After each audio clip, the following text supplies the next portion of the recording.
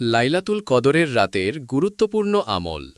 যদি কেউ লাইলাতুল কদর পায় অথবা রমজানের শেষ 10 রাতের বেজোর রাতগুলোতে ইবাদত করতে চায়, তাহলে এই আমলগুলো করে রাত অতিবাহিত করা উত্তম।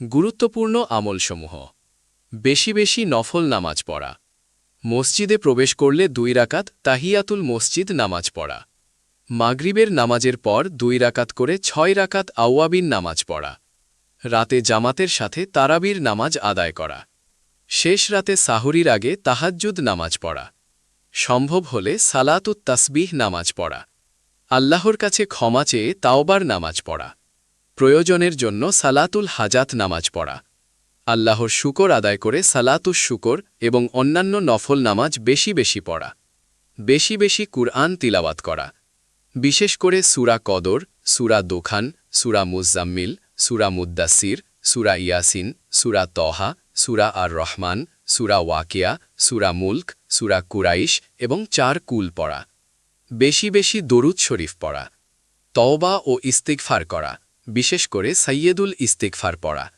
বেশি বেশি জিকির আসকার করা, কুরআন ও সুন্নাহে বর্ণিত দোয়া বেশি বেশি পড়া, পরিবার, পিতামাতা এবং মৃত মুসলমানদের জন্য দোয়া করা, সামর্থ্য অনুযায়ী দান সৎকা করা।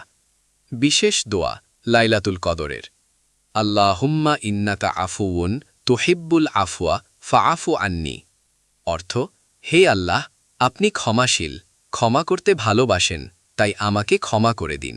হে আল্লাহ, যারা দ্বীন প্রচারের লক্ষ্যে আমাদের এই চ্যানেলটি সাবস্ক্রাইব করবে এবং ভিডিওগুলো দেখবে, আপনি তাদের জীবনকে বরকতময় করে দিন। আমিন। নিয়মিত দোয়া শিখতে আমাদের সাথেই থাকুন।